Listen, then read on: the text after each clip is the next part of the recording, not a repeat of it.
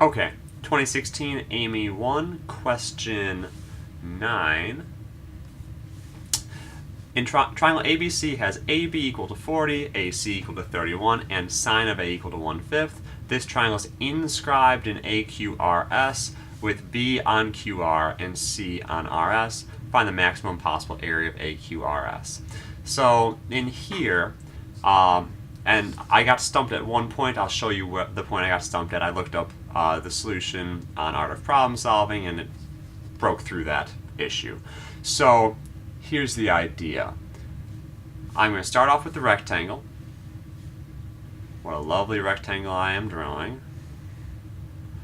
I'll label it A, Q, R, S, and then I'll try to inscribe the triangle in here. So we know that B is on QR and C is on RS. So we have this shape. And in here, I know that AB is 40 and AC is 31. I know that the sine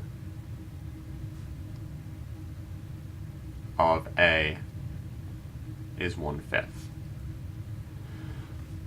And I drew a little sketch here where you can see what's happening, and in here, let me grab this point so it looks close to my drawing. We can see that I can move this while retaining the angle up here and these lengths. Okay, but I'm not going to fiddle with this to get the maximum yet. I'll show you an interesting thing at the end. So, back into here. The next thing that I was thinking of is this. I can take these and I'll call this angle alpha and this angle beta. And because of right triangle trig, I know that AQ is going to be 40, not sine, 40 cosine alpha. And because of right triangle trig, I know that AS is going to be 31 cosine beta.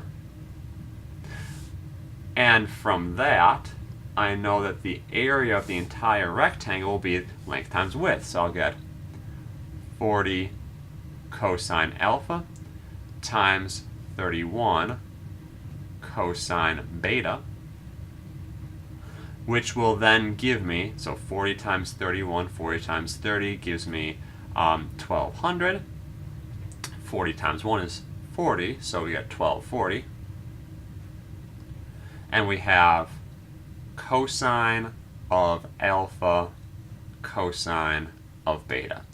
And this is a point I got stuck. I tried some other things and wasn't working through. I was going to try to create maybe a polynomial that I could maybe even use a little bit of calculus on to maximize by considering these angles and whatnot.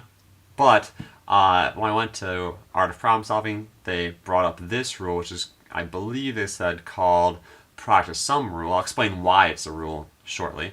So I still have the 1240, but this portion here is going to be the cosine of alpha, make sure I do this correctly, alpha plus beta plus the cosine of alpha minus beta. Now let me continue. I'll get back to at the end before I show the funny thing with the rectangle out there. I'll get back to the end why this is a rule. So I'll put a little asterisk. We'll get back to this. Now, next thing that I know, this is cosine of alpha minus beta. And this can be anything from, let me think, well, this angle ends up being about 11 degrees. So this can end up being the cosine of any angle between negative 89 and positive 89 degrees. But cosine will be maximized when alpha minus beta equals 0.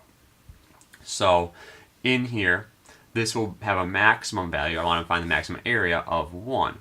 And why can I maximize this and not care about this? Well, if alpha plus this plus beta is 90 degrees, then alpha and beta, the sum will be constant. So this is not going to change. This will always be the same value. Okay, next thing, I can use the cofunction identity. So if I have cosine of alpha plus beta, that's the same as the sine of 90 minus alpha plus beta. I'm going to put in everything else. We have the 1240. And I forgot something up here. Let me put that up there before I forget any more. I apologize for not having it in there. There should be a 1/2. It ends up being a 1/2 because when you do the trig identities, you get a 2 in there. So I should have times 1/2. I apologize for people that are screaming at me right now for forgetting that 1/2. So times 1/2. Okay. Now, in here, 1240 times 1/2 is 620. 90 minus alpha plus beta is just this angle here because the whole thing in a rectangle is 90. Alpha and beta are here.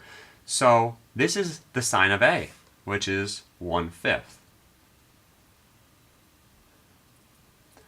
1/5 plus 1 is 6/5, so I have 620 times 6 over 5.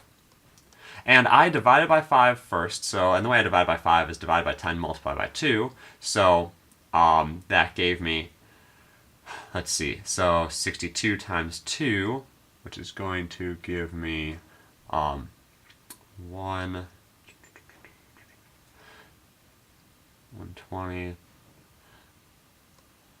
so 130. Make sure I did that correctly before I mess myself up anymore. Nope, I definitely messed that up. Sorry. 62 times 2 is not 130, it's 124.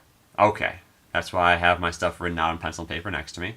I still have the times the 6, and now I can multiply that through, so 6 times 4 is 24. 6 times 2 is 12, add in the 2, get a 4. 6 times 6 is 1, add on the 1, 744. And so 744 is the maximum area this can be. Next thing, why is this true? Why does cosine of alpha plus, cosine alpha cosine beta equal this? And here's the reason. If I consider my sum and difference, let me change colors so we have something different. I'll go to red. So if I have my sum rule, cosine alpha plus beta plus cosine alpha minus beta, we remember that this gives me cosine alpha cosine beta. Let me make sure I'm doing this correctly. Minus sine alpha sine beta. So that's for the first one, plus, and this gives me cosine alpha cosine beta, plus sine alpha sine beta. And you can see here, and that's where this half comes in I forgot about, the sine alpha sine betas cancel. I end up with 2 cosine alpha cosine beta, and so in order to make them the same, I have to multiply it by a half. So that's why this is true. Now, last fun thing that, since I wanted to have a nice diagram for it, I actually went over here to GeoGebra and made a nice little diagram. But watch what happens. I think I'm gonna email the MAA to see if they caught this. They have to have caught it. This is a year old now. But as I move this down, because the trick to making it maximum is to make alpha and beta equal. So alpha minus beta is 0. So I want to have this angle alpha up here equal to this angle beta down here. So I'm going to keep on moving this down, and you can see the area is increasing. And I can maximize this area at 744. Unfortunately, point B is actually no longer on QR. The triangle is no longer actually inscribed in the rectangle. So I'll email them. They probably know already. It'll probably just be wasting someone's time. But it's kind of funny that this actually happened when I made a diagram. All right. Count with questions. I apologize for forgetting that half in there for a second and then for failing to multiply 62 by 2. How could I mess it up? And I'll move on to the next problem.